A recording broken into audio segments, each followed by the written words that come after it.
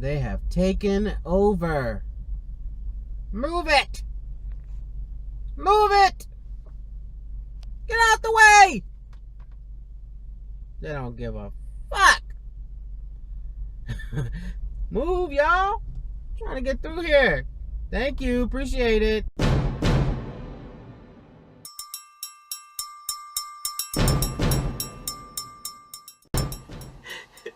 Hey, y'all. So welcome to my studio, my new studio. Trying something different.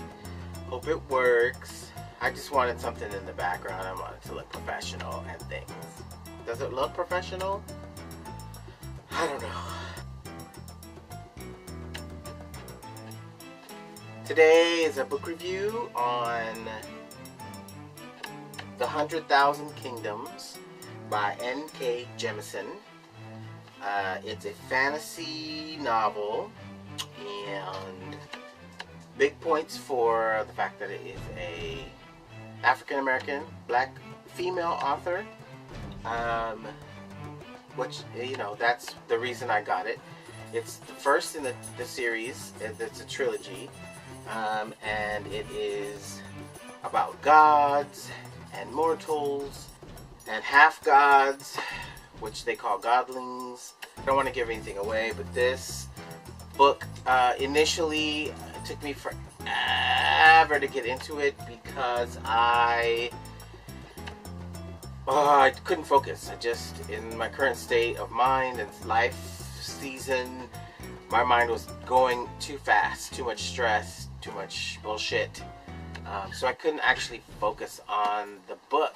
I mean, I read a line and then I would forget what I read. So I was rereading, and so I put it down for several months, and then I picked it up again, and I was like, okay, we're going to focus, we're going to read a little bit at a time, one chapter, and it worked.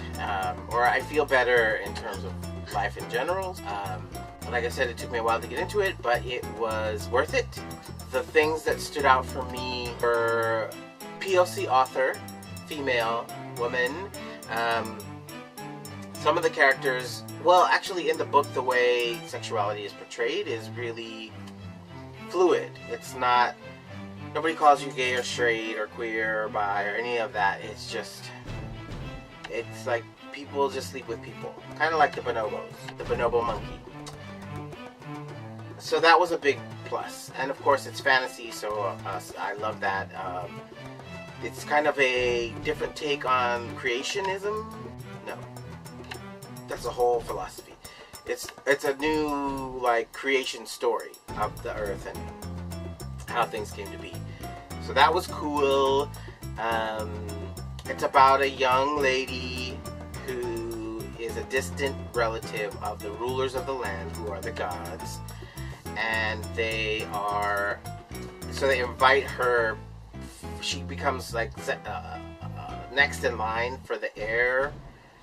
She's the heir to the throne, but there are several heirs. They don't compete for the throne as much as that there's a ceremony, and she's sort of like a figurehead, but not really actually.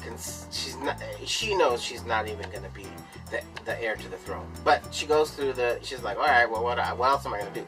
So she's invited by the royal godliness, and she goes to the main city, which is called Sky. And like I said, I don't want to give too many details, but yeah, so it's all this mystery and intrigue around the siblings who are gods and the three that began everything, and it's just really interesting. It is really interesting, and I liked it. I've started reading the second book. The second book is called The Broken Kingdoms. So you should pick that up too if you're into the sci-fi, fantasy. I really liked it. It really, especially toward the end. And maybe that was because I was able to focus on actually what was going. So I like her writing style. It's great. You should pick up the book. And that's it for now. 100,000 Kingdoms. Read an interview with her, and she was funny and witty, and like, I like her. We could hang out. Call me, girl. Alright, that's it. Have a good week. Toodles.